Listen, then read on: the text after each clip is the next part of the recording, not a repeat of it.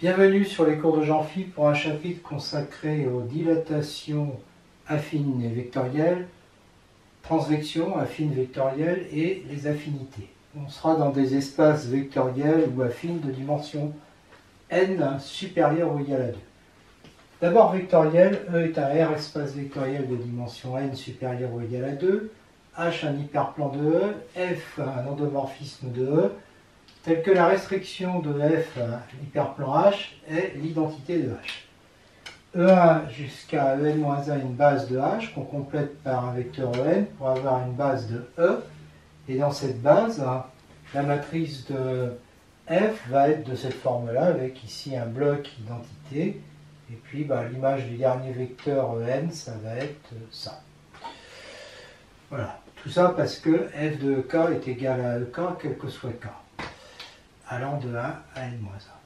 J'appelle h ce vecteur-là, c'est-à-dire la somme des ak ek pour k allant de 1 à n-1.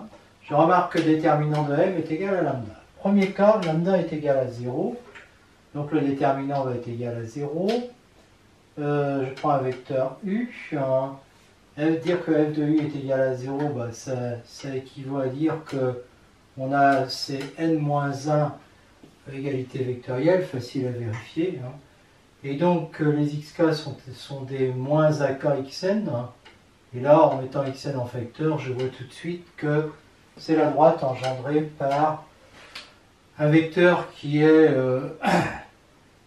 qui a pour coordonnées moins a1, moins a2 jusqu'à moins an, moins 1, 1. Et ça correspond exactement à En-H. Donc, par ailleurs, comme H est une combinaison linéaire de ces vecteurs-là, là on a une base B' de E, et donc dans cette base B', la matrice de F est égale, puisque ça engendre ker de F, donc ça veut dire que ce vecteur En-H a pour image 0, et donc la matrice de F va être comme ça, elle est diagonale, et elle correspond à une projection vectorielle sur H, suivant la droite engendrée par En-H. Voilà pour le cas lambda égale 0. Pour le cas lambda différent de 0, je vais d'abord prendre le cas lambda différent de 1.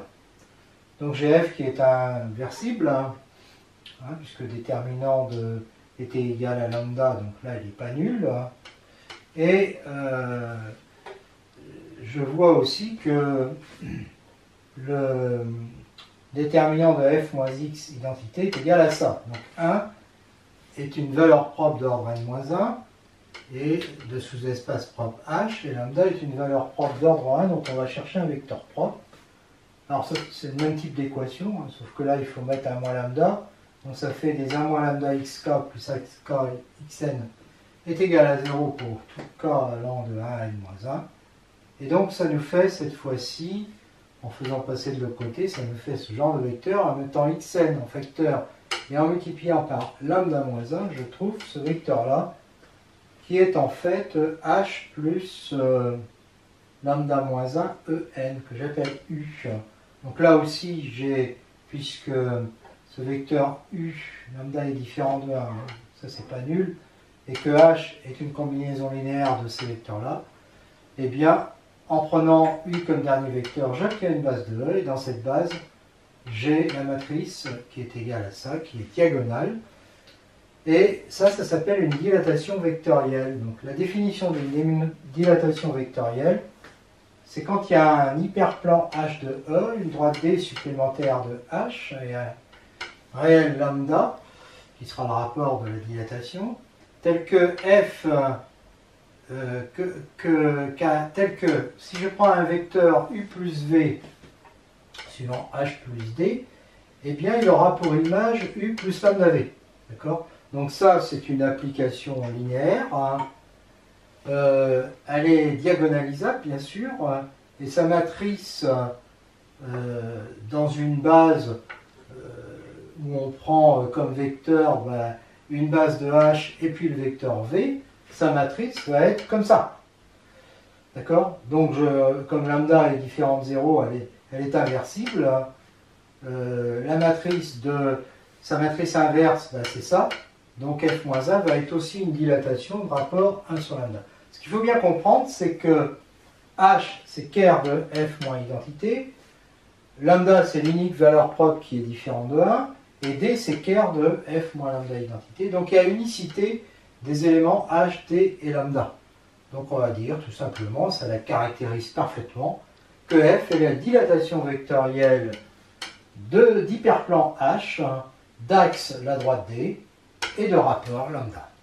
Lambda égale 1, donc on a une matrice comme ça, son déterminant est égal à 1, donc ça veut dire que f est un automorphisme, 1 est la seule valeur propre, parce que le polynôme caractéristique est égal à 1 moins lambda à la puissance n. H, ben on voit que ici, pour les vecteurs, alors je vais appeler E1 jusqu'à En la base. Chaque vecteur E1 jusqu'à En-1 est invariant. Et donc, ils engendrent un hyperplan grand H. Et cet hyperplan, donc, on vérifie f de U est égal à U, quel que soit U appartient à H. Donc H est inclus dans ker de f moins identité. Donc, comme il est de dimension n-1, ker de f moins identité est égal à h ou à e. Mais je note que f de n est égal à h plus en, h plus en, h c'est ça. Et donc, ça n'est pas nul à cause du en, et donc ker de f moins identité est égal à h. Soit u maintenant égale h1 plus xen suivant h, la somme directe hen. Et phi, la forme, on va voir que c'est une forme, qui a U appartenant à E associe X appartient à R.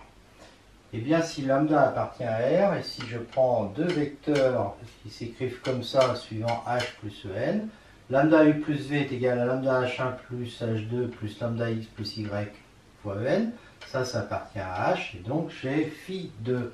Donc là j'ai la décomposition suivant H plus En, et j'ai donc phi de lambda U plus V qui est égal à lambda X plus Y, et donc lambda phi de X plus phi de Y. Donc phi est une forme linéaire. D'autre part, phi de U égale 0, ça équivaut à X égale 0, donc ça équivaut à dire que U appartient à H. Voilà, ça équivaut à dire que U appartient à H. Donc H est égal à ker phi. Et enfin, quel que soit U appartenant à E, f de U égale U plus X, ben X c'est phi de U, En. On appelle ça une transvection. Alors c'est quoi une transvection vectorielle? Eh bien c'est une écriture comme ça, f de U égale U plus phi de U H, où phi est une forme linéaire de noyau en hyperplan H, et petit h un vecteur non nul qui appartient à cet hyperplan. Alors c'est une application linéaire, car si U et V appartient à E et lambda appartenant à R, f de lambda U plus V, c'est lambda U plus V plus phi de lambda U plus V H, mais ça nous fait, la linéarité de phi fait que c'est lambda phi de U plus phi de V, et donc quand je développe et que je rassemble ensemble, ça fait lambda f de U, puisque ça fait lambda facteur de U plus phi de U H, plus f de V, V plus phi de V H. Ouais. Donc c'est bien linéaire. De plus, f de U égale U, ça équivaut à dire, alors là je reprends ça, f de U égale U, ça équivaut à dire que phi de U est égal à 0, puisque h n'est pas nul. Donc h est égal à ker de f moins identité, ce qui assure l'unicité de l'hyperplan h, du coup, son indépendance. Voilà, il ne va pas dépendre de phi, h est égal à ker de f moins identité. Donc il y a unicité de h. Et si je prends deux écritures, une autre écriture de f, c'est-à-dire U plus psi de U H', avec psi une forme linéaire de noyau H, puisqu'il n'y a qu'une possibilité pour H, et H' un vecteur non nul de H, je vais avoir ker phi égale ker psi, puisqu'elles ont le même noyau, donc H, donc qui implique psi égale lambda phi avec lambda différent de 0, puisque psi n'est pas nul, son noyau c'est H, c'est pas E. Donc je vais obtenir à ce moment-là, en comparant cette écriture et celle-là, et en remplaçant psi par lambda phi, je vais obtenir que phi de U, h est égal à lambda phi de U, h'. D'accord? Et que, quel que soit U appartenant à E. Donc en particulier, si je prends un U qui n'appartient pas à H, donc phi de U ne sera pas nul, et donc je vais pouvoir diviser, ça me fait que h' est égal à 1 sur lambda H1. Voilà.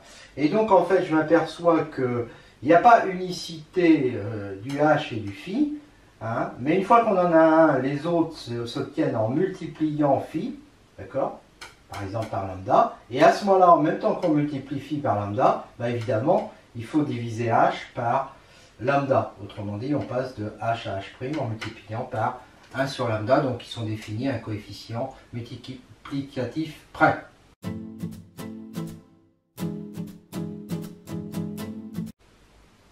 Propriété, une transvection vectorielle est inversible et n'est pas diagonalisable. Donc on prend une transvection vectorielle donnée par cette écriture. Phi est une forme linéaire non nulle de noyau à un hyperplan grand H et petit h un vecteur non nul appartenant à grand H. On a une base de grand H, un vecteur qui n'appartient pas à H, donc phi de V est différent de 0 puisqu'il n'appartient pas au noyau de phi. Donc en prenant En égale 1 sur phi de V, on a phi de n égale phi de V sur phi de V est égal à 1, donc non nul, donc il n'appartient pas à H. F de n est égal à n plus phi de n H, mais phi de n c'est 1, donc ça fait En plus H.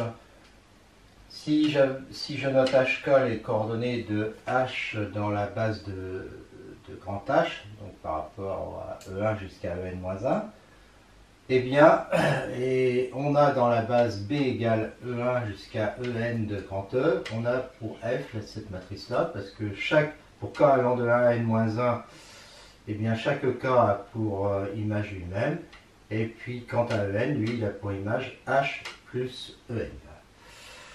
On a déjà vu qu'une matrice comme ça, ça caractérise une transvection. Le déterminant de M est égal à 1, donc elle est inversible.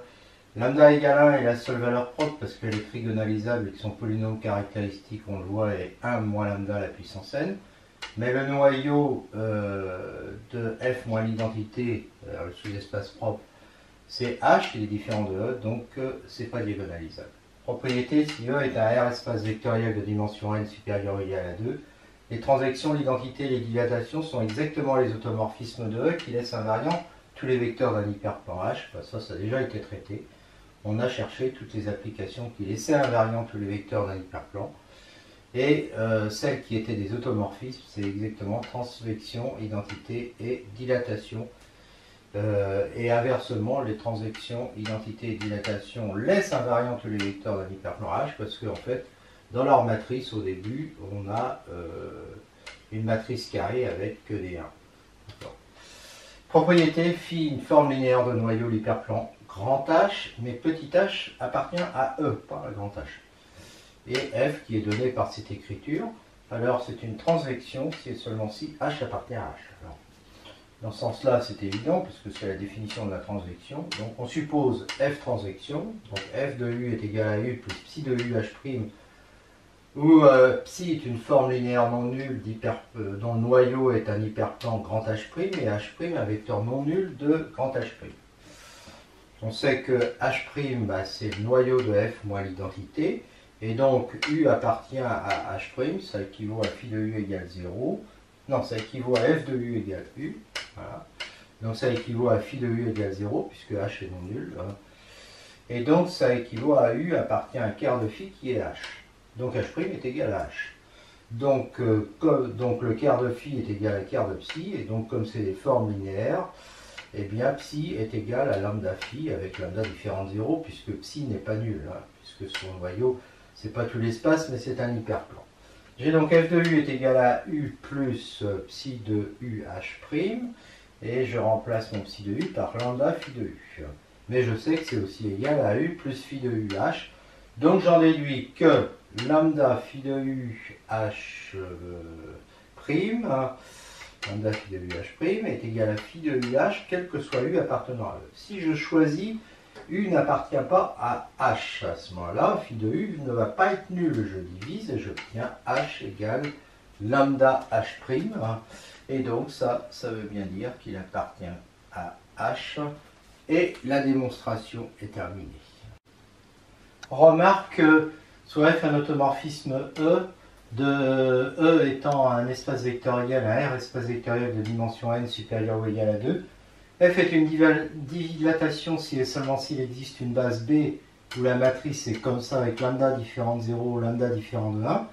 Lambda, c'est le rapport de la dilatation. Et f est une transvection si et seulement s'il existe une base dans laquelle la matrice est comme ça avec lambda différent de 0. Et dans ce cas-là, on peut choisir d'avoir lambda est égal à 1 dans une autre base. Bon, la première a déjà été faite.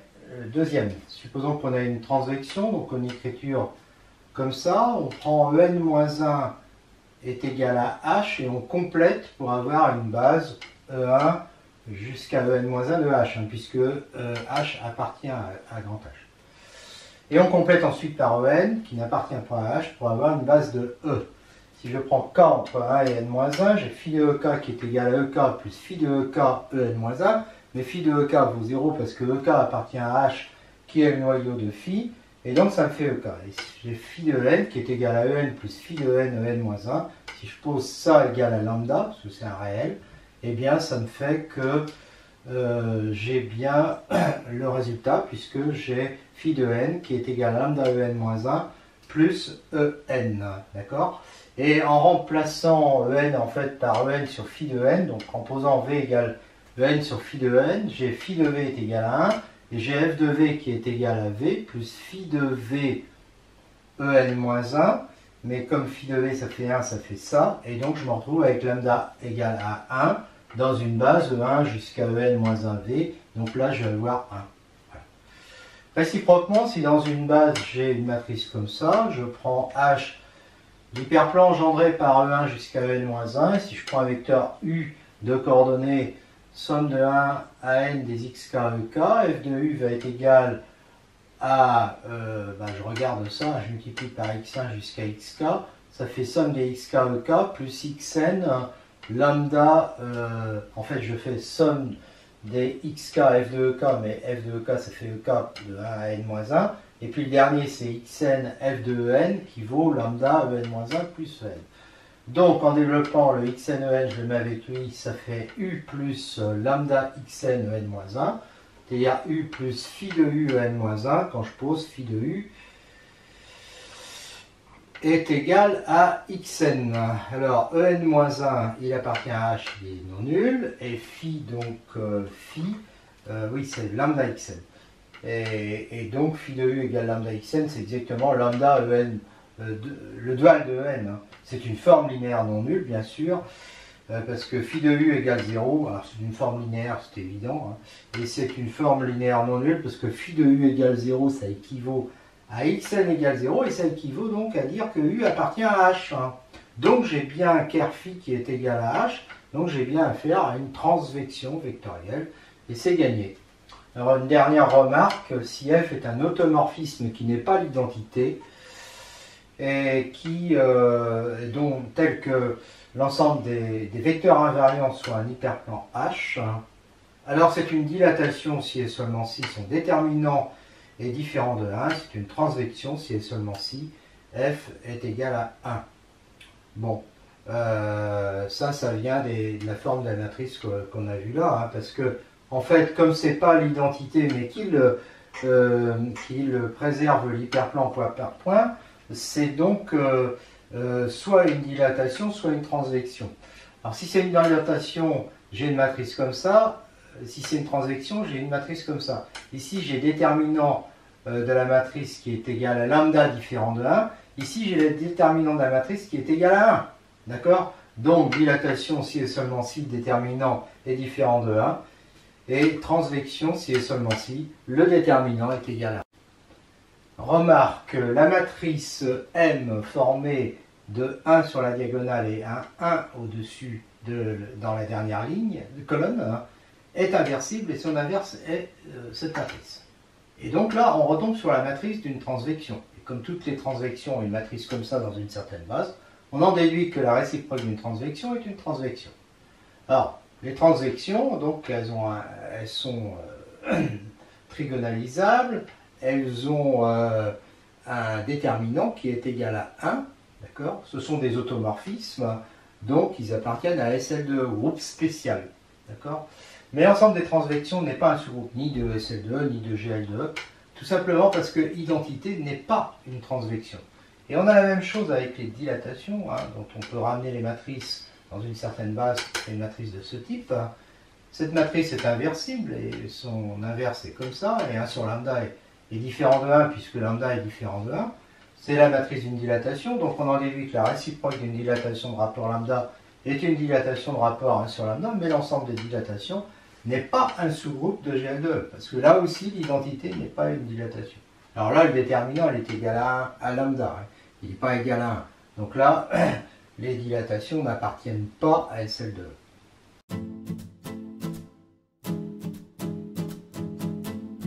Notez une transfection vectorielle d'hyperplan H. Donc on a T de U égale U plus phi de UH, où H est un vecteur non nul de l'hyperplan H et phi une forme linéaire dont le noyau est égal à H. Et F appartenant à GL de E, c'est-à-dire un automorphisme de E. Alors F rond T rond F-1 est une transvection. Alors j'applique T à F-1 de U, donc ça fait F-1 de U plus phi rond F-1 de U fois H. Et donc quand j'applique F ensuite, ça va faire F de F-1 de U, c'est-à-dire U, plus F. Alors ça c'est lambda, donc plus lambda F de H. D'accord? Et je remplace lambda par ça. Donc ça fait, j'appelle ça psi de U, ça fait U plus psi de U F de H. Alors si je note psi égale phi rond F-1, c'est une application qui est linéaire, parce qu'elle est produite de deux applications linéaires, elle va de E dans R, c'est une forme. Et dire que psi de U est égal à 0, ça équivaut à dire que phi de F-1 de U est égal à 0, donc F-1 de U appartient à H, puisque H est le noyau de F, ce qui équivaut à dire que U appartient à F de H. Alors comme F est bijective, la dimension de F de H est égale à H, donc à n-1, et donc F de H est un hyperplan. Donc on voit que le noyau de psi, c'est l'hyperplan F de H. De plus, comme H est différent de 0 et que H appartient à H, F de H est différent de 0 parce que F est bijective et évidemment appartient à F de H. Donc on a bien une transvection d'hyperplan F de H grâce à cette forme-là. Voilà. Propriété, si F est un automorphisme laissant invariant toutes les droites, ce qui veut dire F de D égale D quelle que soit la droite D, alors F est une homothétie vectorielle. Démonstration, on prend un vecteur non nul de E. F de U appartient à la droite engendrée par U, donc F de U est un certain nombre de fois U, je vais l'appeler lambda U, où lambda U appartient à R étoile, puisque F est bijectif, donc U différent de 0 implique F de U différent de 0. Je fais la même chose avec V, F de V égale lambda V, V, et donc la même chose avec F de U plus V, qui lui est égal à F de U plus F de V. Donc si U plus V n'est pas nul, c'est-à-dire, alors ce qui va être le cas ici, parce que je vais prendre en fait des noms collinaires, hein, ça ce que j'ai écrit là, c'est quand U plus V est différent de 0. Hein. U plus V différent de 0. Si U plus V est différent de 0, on a lambda, cette égalité-là nous dit que lambda U plus V fois U plus V est égal à lambda U, U, plus lambda V, V. Hein. Donc, que l'on a ça, parce qu'on développe, et ça nous fait ça. Alors si U et V sont non collinaires, donc s'ils sont non collinaires, on a effectivement U plus V différent de 0. Alors, lambda U va être égal à lambda U plus V, et lambda V va être égal à lambda U plus V, donc lambda U va être égal à lambda V, quels que soient deux vecteurs U, V non collinaires. S'ils sont collinaires, V est égal à U, F de V est égal à A, F de U, et donc ça nous fait que lambda V, V est égal à A, lambda U, U. Comme V est égal à U, ça fait lambda V, A, U égale A, lambda U, U. Mais A est différent de 0 parce que V est différent de 0, et donc ça me donne lambda U égale lambda V aussi quand on simplifie. Donc en fait, on a lambda U égale lambda V, quel que soit UV non nul. Donc on note lambda, cette constante, et donc on a F de U égale lambda U, quel que soit U non nul. Et évidemment, ça reste vrai si U égale à 0, puisque F est linéaire. Donc on voit que F est une homothétie de rapport lambda différent de de 0. La réciproque est évidente, hein, parce que si je prends une droite D engendrée par un vecteur U0, si U appartient à D, ben, ça équivaut à dire que U est égal à un certain nombre de fois U0, et donc que f de U est égal à A est égal à lambda fois A U0, lambda différent de 0, f est bijectif. Alors ça, je vois que ça appartient à D, hein, donc ça veut dire que f de D est inclus dans D, d'accord. Lambda est différent de 0, donc f est bijectif, donc la dimension de f de D est égale à D, et donc f de D est égal à D. Donc la conclusion, quand on a un automorphisme, un automorphisme qui laisse les invariants toutes les droites, bah, c'est une homothétie vectorielle, et réciproquement, une homothétie vectorielle, donc forcément de rapport non nul, hein, eh bien laisse invariant toutes les droites, et c'est un automorphisme bien sûr.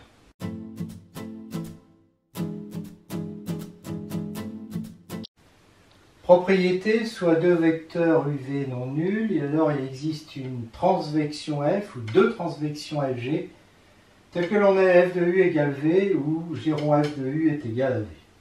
Démonstration. Dans le cas où les vecteurs UV ne sont pas collinaires, on considère W égale V moins U, qui est donc différent de 0, sinon on aurait V égale U, ce qui n'est pas possible parce qu'ils ne sont pas collinaires. UW ne sont pas collinaires non plus parce que sinon on aurait V moins U égale lambda U, puisque U n'est pas nul, hein, puisque U et V ne sont pas collinaires. Et donc on aurait lambda égale moins 1 et V égale 0, puisque U et V sont indépendants.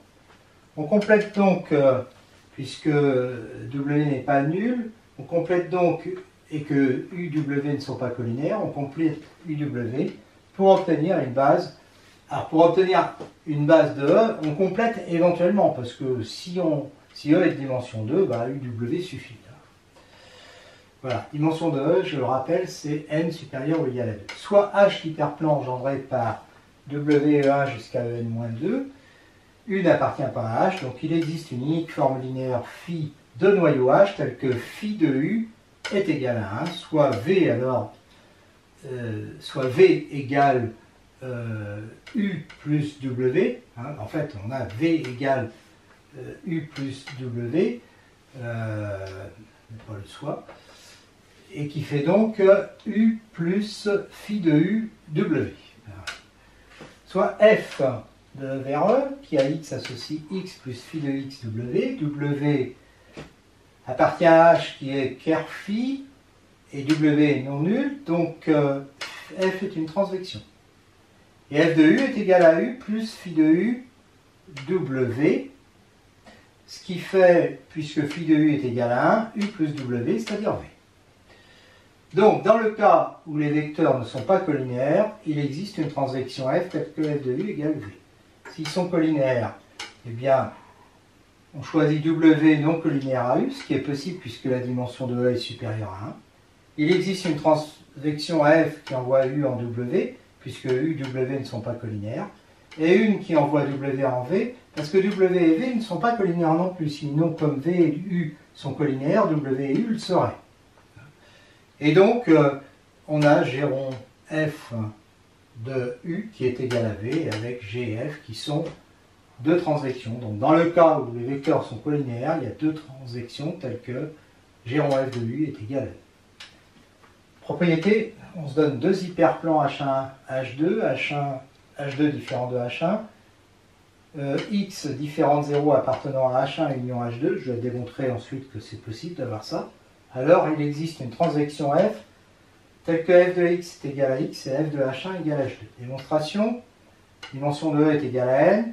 On a vu en géométrie vectorielle que quand on a deux hyperplans H1 et H2 distincts, eh bien H1 plus H2 est égal à E et dimension de H1 inter H2 égale N-2. Et donc on peut compléter H1 inter H2 pour obtenir H1 comme somme directe de ça, et puis bon, une droite vectorielle engendrée par A, où A appartient à H1 moins H2. Alors on fait pareil pour H2, qui est égal à H1 inter H2, somme vectorielle, somme directe avec une droite engendrée par B, où B appartient à H2 moins H1. On considère U est égal à A plus B, il n'appartient pas à H1, parce que A appartient à H1, et à ce moment-là, on aurait B qui appartiendrait à H1, ce qui est faux. Hein. Donc, voilà. Et puis de la même façon, U n'appartient pas à H2 pour les mêmes raisons. Voilà. Soit X, alors donc, n'appartient pas à H2. Donc en fait, U il appartient pas à H1 ni à H2, donc il appartient pas à H1 union H2. En fait là, ce que je viens de démontrer, c'est qu'il existe un vecteur qui n'appartient pas à H1 union H2. Voilà, j'aurais pu me passer de ça. Maintenant que je sais que ça existe, eh bien soit un vecteur X n'appartenant pas à H1 union H2. On considère les paires plans H égale H1 inter H2, lui les dimensions n-1, somme directe avec X. Hein, puisque X n'appartient pas à H1 inter H2. Et H plus H1, puisque H et H1 sont deux hyperplans différents, H est différent de H1, car X appartient à H, mais n'appartient pas à H1. Donc H plus H1 fait E, soit Z appartenant à H2, mais pas à H, ce qui est possible parce que H est différent de H2. Alors, Z est égal à A plus B quand on décompose suivant H plus H1. Avec A appartenant à H, B appartenant à H. B n'appartient pas à H. Sinon, on aurait Z appartient à H, comme somme de deux éléments de H, qui n'est pas le cas. Z n'appartient pas à H. A est différent de 0, sinon on aurait Z égale B, et B, ça appartient à H1. D'accord? Et Z appartiendrait à H1, mais Z appartient à H2. Il appartiendrait à ce moment-là à H1 inter H2. Et H1 inter H2, c'est inclus dans H. Hein, puisque H est... Voilà. Et moi, je sais que Z n'appartient pas à H. Donc, c'est pas possible que Z soit dans H1 inter H2, parce qu'il serait dans H. Voilà. Donc, A est différent de 0. Il existe une unique forme linéaire phi, telle que car phi égale H et phi de B est égal à 1, car B n'appartient pas à H. Soit F qui a U appartenant à E associe U plus phi de U A. Donc ça va être une transvection, car de phi est égal à H et que A appartient à H et n'est pas nul. De plus, f de x est égal à x plus phi de x A est égal à x parce que phi de x est égal à 0 car x appartient à H. D'accord? Si maintenant je prends H1 appartenant à grand H1, f de H1 est égal à H1 plus phi de H1 A, mais H1 c'est cette somme directe. D'accord? Car B appartient à H1 mais n'appartient pas à H2. Donc H1, le vecteur H1 va être un vecteur H de H1 inter H2 plus K fois B. Donc H, ça appartient à H1 inter H2. Alors f de H1 va être égal à H1, c'est-à-dire H plus KB, plus, alors il faut faire phi de H1, donc phi de H plus K phi de B, phi de H qui vaut 0, puisque H appartient à grand H, plus K phi de B, ça fait 1. Donc ça fait H plus KB plus K. Donc H plus K facteur de B plus A, c'est-à-dire H plus KZ. H plus KZ, ça appartient à H2. D'accord? Pourquoi? Parce que à un moment donné, H2 a dû être égal, alors il faudrait retrouver où en fait? H2, voilà, mais sauf que je ne l'ai pas. H2 c'est H1 inter H2, somme directe avec B. Mais là, j'ai somme directe, j'ai avec Z. Alors Z, ah oui, c'est parce que Z, alors H, il appartient à H1 inter H2, donc il appartient à H2, et Z, il appartient à H2. Oui, Z, il appartient à H2. Voilà, c'est ça. Donc, H plus KZ appartient à H2, quel que soit H1 appartenant à H1. Donc, F de H1 est inclus dans H2. Maintenant, F est une transvection, donc une bijection. Donc, dimension de F de H1 est égale à dimension de H1. Et dimension de H1, c'est la même que dimension de H2. Donc, cette inclusion implique que F de H1 est égal à H2. Donc, on a démontré qu'on a su trouver une transvection F telle que F de X égale X. Hein, donc ça, c'est ce qu'on avait démontré ici. Et telle que F de H1 égale H2. Et c'est terminé. Les transvections vectorielles engendrent le groupe spécial SF de E des automorphismes de déterminant 1. On sait que c'est un sous-groupe de GL2. On est dans le cas de dimension de E est égale à n supérieur ou égal à 2. Ce théorème est assez difficile à démontrer. Alors, on prend f appartenant à SL de E, un x différent de 0. Il existe une transvection U ou deux transvections U et V, telles que U de x égale f de x ou V rond U de x est égal à f de x. C'est-à-dire qu'ils permettent de passer de x à f de x. Ça, on a utilisé une propriété déjà démontrée. Dans ce cas-là, on a U-1 rond f de x égale x, j'appelle G. Dans ce cas-là, on a ça. J'appelle G aussi. Donc, dans les deux cas, U étant une transvection, ça appartient à SL de E. Donc là, on a G qui appartient à SL de E, ce que V aussi, dans les deux cas. Et donc, G appartient à SL de E, G de x est égal à x, puisqu'on a tous fait pour. Et dans le premier cas, on a F égale U rond G, dans le second cas, on a ça. Donc, si on démontre que G est un produit de transvection, eh bien, c'est gagné. Donc, ça veut dire que j'ai réussi à remplacer F par G, qui vérifie G de x égale x différent de 0. Donc, maintenant, je suppose que mon F appartenant à SL de E vérifie F de x égale x pour un x différent de 0. On dit qu'il y a un vecteur invariant. Donc on se place d'abord dans le cas n égale 2, on complète x par y de façon à obtenir une base de E, et donc on a une matrice qui est comme ça, puisque f de x est égal à x. Le déterminant doit être égal à 1, donc b est égal à 1, et donc j'ai une matrice comme ça. Si a est différent de 0, c'est une transvection, sinon c'est l'identité, mais l'identité, je peux l'écrire comme ça, et là c'est un produit de transvection, donc c'est gagné. Supposons le résultat vrai à l'ordre n et passons à un espace grand E de dimension n plus 1. F appartenant à SL de E, toujours f de x égale x différent de 0. Je prends un hyperplan H de E ne contenant pas x. F est une bijection, donc H' égale f de H est un hyperplan, et d'autre part, comme x n'appartient pas à H et que f est une bijection, f de x n'appartient pas à H'. Donc x, puisque x est égal à f de x, ça veut dire que x n'appartient pas à h'. Si h est égal à h', on a donc f de x égale x, f de h égale h. Si h est différent de h', eh bien, on a vu que x n'appartenait pas à h', x n'appartient pas à h, donc x n'appartient pas à h union h'. Donc, par un lemme qu'on a démontré avant, il existe une transaction T qui envoie x en x et h en h'. Et là, si je considère G égale T-1 rond F, qui appartient à SL de E, puisque F appartient à SL de E et T aussi, je vais avoir G de x égale x, puisque T-1 de F de x, ça fait x. Je vais avoir G de h égale h, puisque F de h c'est h', T-1 de h', c'est h. Et donc on a F égale, et on a F égale T rond G.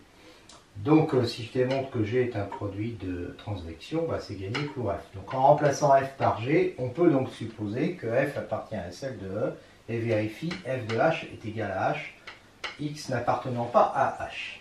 Si on prend une base B de H, B union X égale B' est une base de E, j'appelle G la restriction de FH, je peux parce que f de h est égal à h.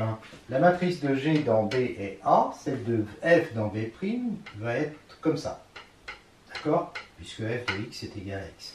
Le déterminant de M est égal à 1, puisque f appartient à SL de E. Donc le déterminant de A va être égal à 1, et donc G appartient à SL de H. Donc G est un produit, grâce à l'hypothèse de récurrence, T1 jusqu'à TP, de transvection de H. La matrice MK de TK est comme ça dans une certaine base BK de H. Soit alors T'K qui défini par U appartenant à H donne TK de U, U égale X donne X, puisque je veux toujours avoir F de X égale X. Dans la base B'K où je mets X en premier, tous les éléments de BK après, je vais avoir la matrice M'K de T'K qui va être comme ça. D'accord? Et donc, dans une base, donc D'K. Et ça, c'est bien la matrice d'une transvection. Donc, T'K est une transvection.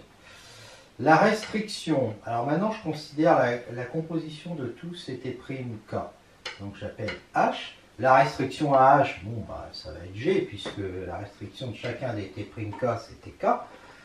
Donc, ça va être G. Et puis d'autre part, h de x est égal à x parce que tous les t'k de x font x. Donc quand on compose, ça fait bien ça. Et donc j'obtiens quoi? J'obtiens que f est égal à ce produit h, c'est-à-dire à ça.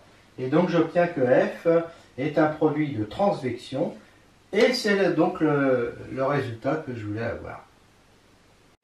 Soit f est une transvection vectorielle d'hyperplan H, alors il existe deux dilatations D1 et D2 d'hyperplan H, tel que f égale D2 rond D1. Démonstration, on considère une dilatation D1 d'hyperplan H de rapport K, différent de 1, et on pose D2 égale f rond D1 moins 1. C'est-à-dire D1 appartient, car D1, on peut le faire, car D1 appartient à GL2. Alors D1 de U est égal à U, quel que soit U appartenant à H, et D1 appartient à GL2, donc D1 moins 1 de U est égal à U, quel que soit U appartenant à H. D2 de U, ça va être F de D1 moins 1 de U qui vaut U. Donc F de U qui est égal à U, puisque c'est une translation vectorielle d'hyperplan H. Déterminant de D2, c'est déterminant de F fois déterminant de D1 moins 1, ça fait 1 sur K, qui est différent de 1. Donc D2 est une dilatation de rapport 1 sur K. Et évidemment, j'ai tout fait pour. F est égal à D2 rond D1, d'où le résultat. L'ensemble des dilatations engendre le groupe linéaire GL2E. On sait déjà que les dilatations appartiennent à GL2E. On prend F appartenant à GL2E, K son déterminant, qui est différent de 0. U, une dilatation de rapport 1 sur K. U appartient à GL2E, donc F rond U appartient à GL2E. Déterminant de F rond U, c'est déterminant de F fois déterminant de U, égale K fois 1 sur K égale 1. Donc F appartient à SL2E. Et donc on sait que F est un produit de transvection T1 jusqu'à TP. F peut s'écrire comme ça. Chaque transvection TK est un produit de dilatation, TK égale DK rond D'K. Et donc F s'écrit comme ça, produit de dilatation. C'est terminé.